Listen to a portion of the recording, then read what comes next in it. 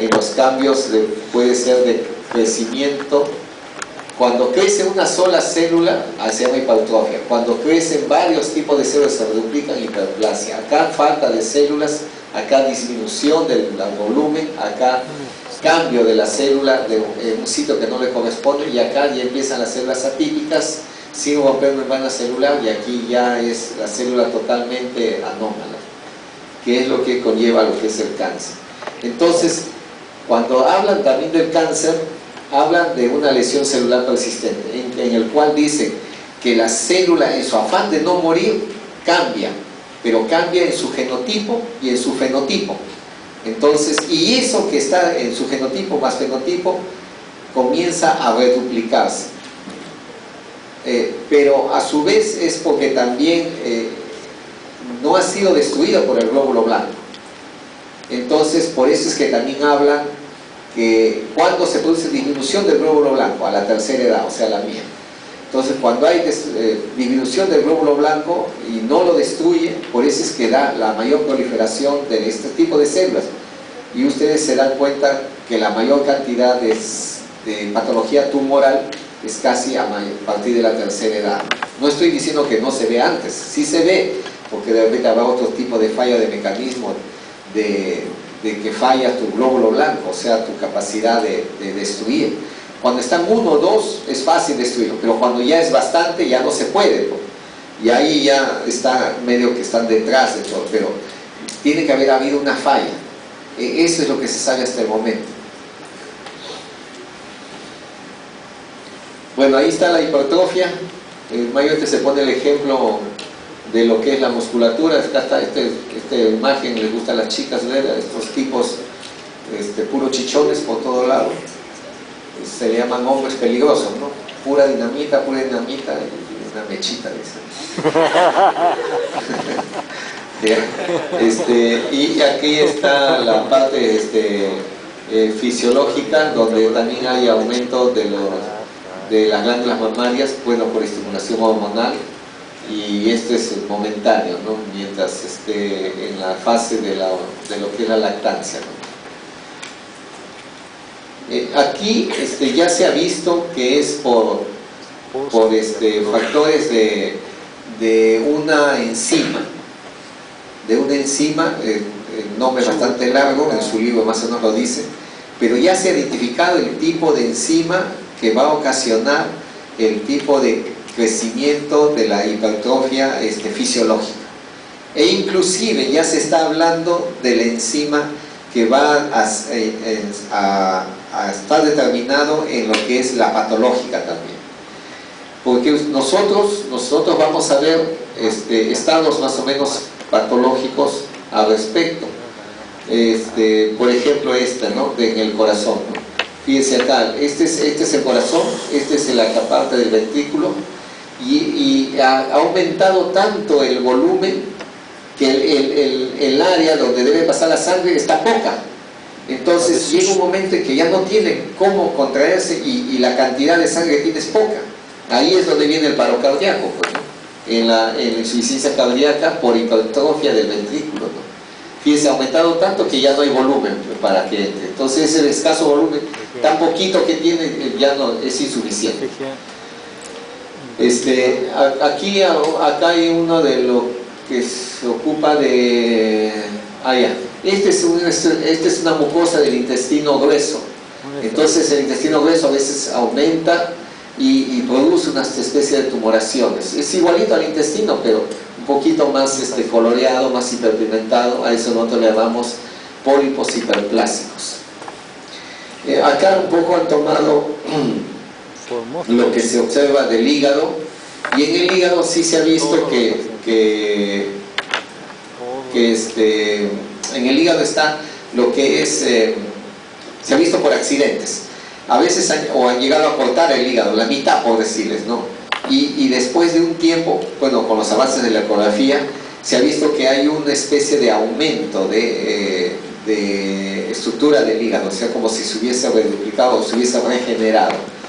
Entonces ese tipo de lo que es regeneración en el hígado sí se ve, y como les digo, ya ha sido también descrito mitológicamente, ¿no? También un poco en la mitología, en Prometeo creo que hablan de eso. Las agenesias, cuando nos faltan algunas áreas, ¿no? Por ejemplo, algunos nacen sin cerebro, entonces esto es niño sapo, le decimos estos, las anencefalias. Hay agenesias también, hay personas que le salen con una sola parótida, en vez de tener dos, una. Otros con un riñón, nada más, y esa hace su función, ¿eh? Hace su función. Y a veces les voy a contar lo que ocurrió hace un mes en el hospital. Un paciente que aparentemente tiene su tumor retroperitoneal detectado, pensaban que es mesénquima, entran, lo operan, sacan toda la masa del tumor, es como una especie de quiste, llega a patología, yo lo corto, es un quiste que más o menos de unos 6 centímetros, y al momento del corte veo una especie de epitelio y veo una capa de músculo. Qué raro, dije. Le digo a la paciente, vaya usted y lea tumores de retroperitoneales, de mesénquima. Está bien, pero nunca he visto con músculo, le digo. Y bueno, y lo operan todo el paciente y no hicieron los exámenes previos de una serie de cosas. En hospital, fíjense, cuando a veces creen que ya lo saben todo, de un área oncológica todavía. Y les estoy contando esto para que ustedes sepan las fallas que a veces puede haber. Entonces, después que lo operan a cualquier paciente, al día siguiente están vigilando la diuresis, ¿no? Y no orinaban. Y qué raro, no orinan, porque por lo general después de una operación lo hacen que orine, como sea lo hacen que orine. No sé si alguien la han operado, ¿no? Pero hacen que vaya inyecciones. No orinaba 24 horas, más de 24, ya no, ya es peligroso, que algo pasa. Comenzaron a revisar todo y tenía anuria, entra insuficiencia renal, ahorita tienen que hacerle diálisis, y comienzan a investigar, le hacen las ecografías, todo, y se dan cuenta que era un riñón que tenía el paciente. ¿Y qué había ocurrido? Se había obstruido el uréter, y de la obstrucción del uréter se había dilatado. Pasaba parte de orina, sí, pero esa dilatación del uréter se veía la imagen como un tumor. El cirujano, al entrar, corta la parte del tumor, que es el uréter dilatado, y lo amaba de un lado y lo amaba del otro, y prácticamente le cortó el uréter del único riñón que tenía, y ni siquiera había investigado que le faltaba el otro. Tuvieron que reintervenirlo, jalar como sea, descomprimir los otros lados de tejidos, jalar la parte del uréter, jalarlo de arriba y hacer un como no alcanzaba, le han tenido que sacar hacia afuera la parte del uréter del riñón para que esté funcionando. Entonces, esa es una complicación, es una iatrogenia, por no hacer bien la investigación de que ese paciente tenía un riñón, nada más, que puede ser, ¿no? Y él nunca tuvo, no te da nada. Inclusive nosotros hemos visto personas que tienen cálculos y que se obstruye un riñón y se vuelve atrófico. Acá tengo una foto de eso, y ese riñón no funciona, pero claro, como funciona el otro, uno está normal, pues hace todas sus funciones, ¿no? Pero el problema está cuando fallen los dos, ahí bueno, viene la insuficiencia. Acá está un ejemplo de lo que es las anodoncias, ¿no? Que hay. Inclusive a veces se ven algunas personas que tienen dientecitos un poco separados. Es porque el lateral de aquí, en una buena cantidad de personas, en su diente de leche sí funciona, pero cuando sale el verdadero no sale. Al no salir este diente paralelo de acá en la zona cerca al incisivo, entonces ocupa los espacios, y por eso es que tienen algunas personas dientecitos medio separados, porque ocupa todo por la ausencia que tienen, y eso es congénito.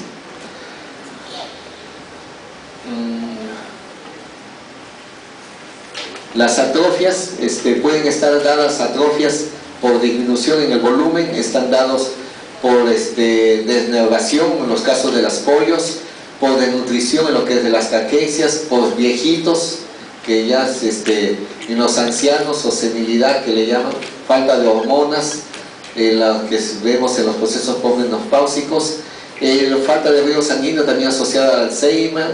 Esto es igual que lo que es senilidad. Falta de uso o desuso. Hemos visto en los casos que tienen fracturas o que están enyesados por mucho tiempo, no se adelgaza. Si alguien ha tenido un yeso, por ejemplo, en el brazo y lo retira después de un mes, esa masa muscular, ese bracito está más delgado hasta que volver a tener. Si uno ha estado mucho tiempo postrado en cama también, uno quiere caminar, no puede, pues rápido se cae todo, no puede, hasta agarrar la musculatura, tener la tonicidad que pudiera encontrarse. Jóvenes, todo lo que no se usa se atrofia, lo usen o no lo usen, así que tienen que usarlo todos, jóvenes, porque están en la edad de usarlo todo.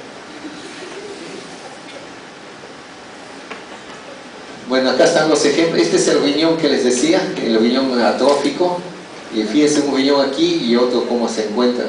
Esto ustedes ya han visto, bueno, lamentablemente los casos de polio, estos casos de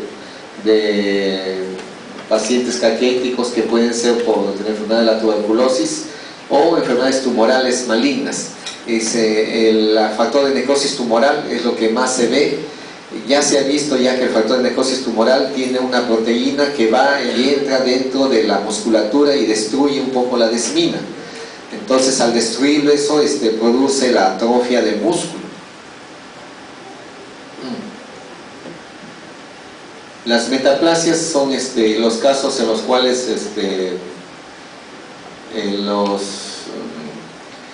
los epitelios, por ejemplo, en este lado supuestamente debe ser el endocervis, en este estado de cuello uterino es el endocervis, y se cambia a un epitelio policerficado plano no queratinizado. Entonces a esto le llamamos metaplasia. Es una célula normal que está en un sitio que no le corresponde, y de eso hemos visto a nivel del cuello uterino, a nivel también del esófago.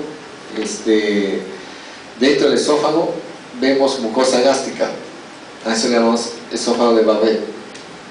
Dentro del epitelio gástrico podemos encontrar o células del intestino delgado o células del intestino grueso, a eso le llamamos metaplasia intestinal. Cuando encontramos de intestino delgado le llamamos metaplasia intestinal completa, o otros autores le llaman metaplasia intestinal de tipo 1, cuando encontramos mucosa del intestino delgado dentro de la cavidad gástrica. Cuando encontramos células del intestino grueso le llamamos metaplasia intestinal incompleta, o también le llaman metaplasia intestinal gástrica tipo 2. Algunos autores hablan de eso. Es un poco en el léxico cuando ustedes estén escuchando, cuando vean los pacientes en clínica, ¿no? Los términos de displasias hablan como les decía, son alteraciones de las células de la relación núcleo-citoplasma, o sea, se vuelven células un poco atípicas. Ya les dije, ya como si fuese esto una pared de 9 hileras, las 3 primeras hileras que están de células atípicas vendría a ser displasia leve, las otras subsiguientes 3 hileras, o sea 6 hileras, vendría a ser displasia moderada, y si están las 9 hileras hasta arriba, vendría a ser displasia severa, que entra en concordancia de lo que ya uno está hablando de las atipias celulares en el cáncer, denominado cáncer en su lugar, o se dice en su lugar porque no rompe la membrana basal, ni nada de ello, ¿no? Un poco acá para que ustedes vean cómo se está formando las células en sus cambios que tienen de su citoplasma, relación núcleo-citoplasma, y cómo es que se degradan para formar una célula diferente. Estas células que están aquí, que se denominan atípicas, son diferentes a estas células, totalmente han cambiado tanto en su genotipo como en su fenotipo. Y aquí un poquito hablo del envejecimiento celular, que después vamos a saber un poco. Acá hay un capítulo que hablo de las calcificaciones. Las calcificaciones que tenemos dentro de lo... Eso no está, seguro, ¿no? No lo tienen, ¿no? Ese es del año pasado, seguro. Este es el agregado, pues. Las calcificaciones pueden ser denominadas distróficas. Toda calcificación es normal en el hueso, pero cuando no está en el hueso le llamamos calcificación distrófica. O sea, en cualquier tejido blando puede eso calcificarse. Y dicho en otras palabras, ¿qué se denomina? Son depósitos de sales de calcio, de hierro, de magnesio. Hay depósitos de tejidos pero que están muriendo, entonces se encuentran en áreas de necrosis. Las áreas de necrosis, después de la necrosis viene el proceso de inflamación. Después del proceso de inflamación viene el proceso de reparación. Lo lógico es que forme fibrosis o fibroblastos, o sea, es una cicatriz. Y eso se da casi en el 90% de procesos de cicatrización, o 95% si uno quiere decir. Pero hay un 5% que puede hacer esta parte, esto, acumulación de sales de calcio, y hacer un huesito, especie de huesos que se forman en ese sector. Por eso es que se observa, por ejemplo, en los ateromas, las arteriosclerosis, esos ateromas donde se están formando los acúmulos de colesterol en ese sector. Hay procesos de inflamaciones de larga data, hay destrucción de las células musculares lisas. Esa destrucción de las células musculares lisas produce sales de calcio y se producen las calcificaciones en la arteria, de tal suerte que esa arteria se vuelve rígida y dura. Por eso se denomina arteriosclerosis. Acá está una zona de arteriosclerosis. Inclusive se encuentra también a nivel de las válvulas cardíacas en algunos tipos de lesiones bacterianas. Entonces, para que quede más o menos algo claro, hay calcificación distrófica básicamente después del proceso inflamatorio por cualquiera de las variantes de necrosis, dentro del proceso de reparación. ¿Cómo se ve? Como gránulos blanquecinos, finos, depósitos arenosos. Al microscopio, ¿cómo se ve? Aspecto basófilo, granular, amorfo y a veces grumoso. Esta es una calcificación. Esto que está oscuro es una calcificación. Aquí también, otra calcificación. Ustedes lo ven acá todo rosadito, pero esto que está oscuro como huesito o moradito, esa es una calcificación. Y ustedes tienen que hacer disquisición con la calcificación metastásica. ¿Cuándo le llamamos metastásica? Eso tiene que ver con la hipercalcemia. Las causas pueden ser aumento de la secreción de la hormona paratiroidea. Acuérdense, la hormona paratiroidea, juntos con la calcitonina, las dos antagónicas, son las que tienen que ver sobre la movilización del calcio. Eso les enseñan ustedes en fisiología. Pero cuando hay distorsión de ello, o hay predominancia de una de ellas, especialmente de esta de la paratormona, entonces cuando hay esto, hay estas acumulaciones cálcicas en ese sector. Entonces puede encontrarse por problemas de la paratormona, aumento, puede encontrarse por una resorción exagerada del tejido óseo, o puede encontrarse por problemas de la vitamina D o por los casos de insuficiencia renal. Aquí ustedes se encuentran en el riñón todas estas calcificaciones que se puede estar encontrando. A esto le llamamos calcificación metastásica en el parénquima renal. Aquí esto mucho se ve en los procesos de pulpitis aguda. Esta es la región pulpar, que está dado por tejido fibroconectivo, vasos que están dilatados. Aquí se forma como especie de esmaltes, ¿no? Que hubiesen aquí de esmaltes. También le llaman calcaforitos, le dicen. Y aquí algo que también está en su libro, que es sobre el envejecimiento celular. El envejecimiento celular es debido a un deterioro de toda la función y viabilidad celular. ¿Causado por qué? Puede ser problemas genéticos o puede ser efectos nocivos celulares y moleculares. ¿A qué se está basando? Los estudios últimos, mejor dicho, siempre nos ha llamado la atención y queremos siempre ser inmortales. Y siempre se han hablado de las pociones para seguir viviendo más. Yo particularmente quiero vivir mis 100 años. Yo quiero llegar a los 100, pero también no quiero vivir hasta el 100 tampoco, no, sino vivir hasta los 100, que es diferente. Porque vivir hasta el 100, no, para que alguien me cuide, pucha, es trágico, es feo, ¿no? Pero siempre queremos vivir más. Es decir, nadie quiere morir, ¿no? Y siempre nos apasiona el por qué queremos vivir un poco más. Entonces en eso han estado estudiando que hay algunos factores exógenos dados por factores físicos, químicos, biológicos de las noxas que hemos ido hablando. Los factores endógenos, porque puede haber un problema de los eros. ¿Eso que puede dar? El daño, da lo que es un proceso de reparación normalmente. Pero si esta reparación es cierto existiendo, la célula va a envejecer. Eso siempre se da.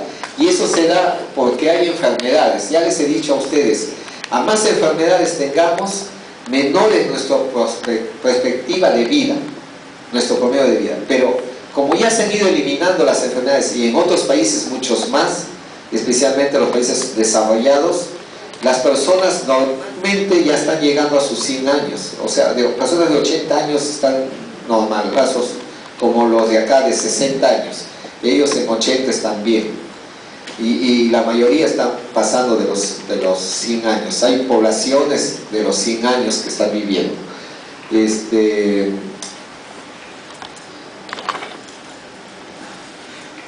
Lo otro, hablan de la senescencia celular. Entonces, dice que cada célula tiene una especie de reduplicación. Cada célula al morir, con especie también habla de las células madre, pueden reduplicarse. Algo así como una idea del gato de las 7 vidas, ¿no? Hablan así del gato de tiene 7 vidas el gato, dicen. Entonces en este caso hablan que cada célula puede reduplicarse hasta cierto número. Vamos a poner un número hipotético de 10. Entonces, por diversas causas o enfermedades que uno tuviese, se autorreduplica esa célula hasta el número 10. Pero si después le llega a otro problema de noxa, ya no puede autorreduplicarse, entonces muere esa célula. Entonces, a eso le hablan de la senescencia celular. Agotan su replicación y siguen dos procesos. Y esto sí se ha visto a nivel del cromosoma. En el cromosoma, cuando ustedes les enseñan el cromosoma, sus posiciones, les hacen tomar fotos y después le hacen los recortes en su posición. En la última parte hablan de los telómeros, en la última fase. Entonces hablan del desgaste de los telómeros. Ese desgaste de los telómeros, hay acortamiento progresivo de ellos, de tensión celular.